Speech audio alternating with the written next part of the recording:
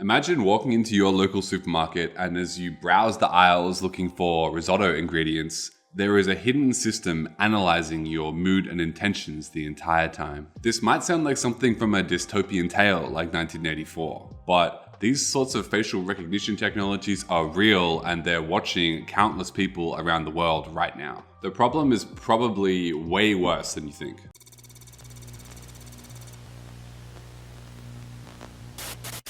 Here's a really creepy example.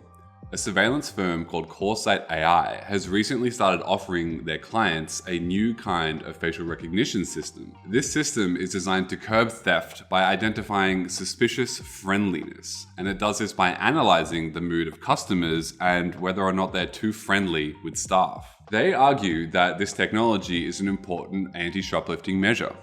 I argue that I will destroy every camera I find that runs this software.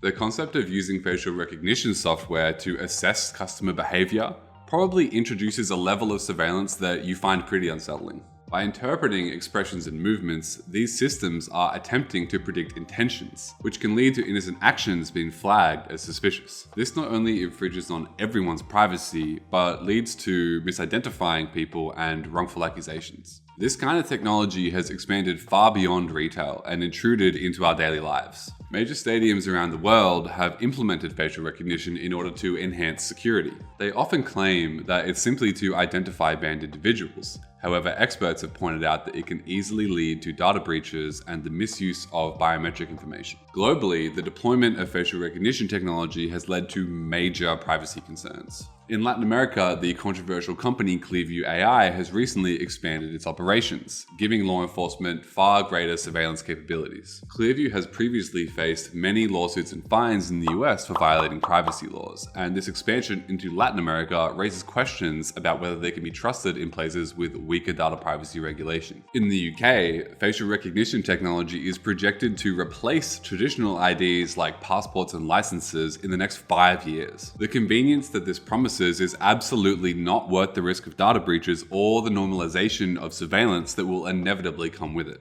The pervasive use of facial recognition technology can also erode trust between individuals and institutions. When people are constantly monitored, it creates a chilling effect which discourages free movement and free expression. We've all heard the tired motto of if you've got nothing to hide, you've got nothing to fear, but it's so obvious by now that it's just bullshit. Imagine that you go to a political rally or a protest. Do you really want the government or a private company to be able to scan your face and log your attendance? This isn't a hypothetical scenario. There are documented cases of facial recognition technology being used to monitor people at Black Lives Matter protests in the US. There's also the issue of misidentification.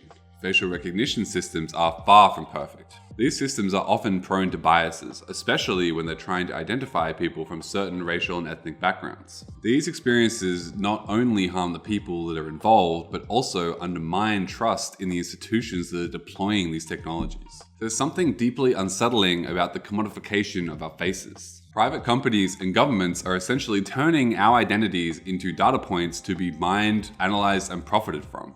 This transformation of human identity into a product raises some interesting questions. Who owns your face?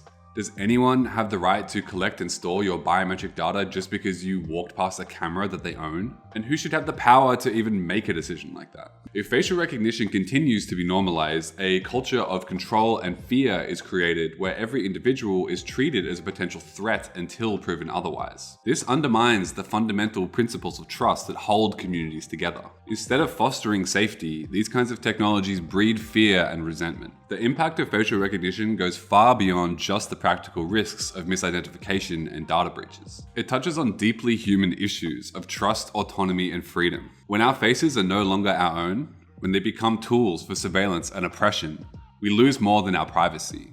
We lose part of what makes us human. I'm Cam from the Session team, and stay safe out there.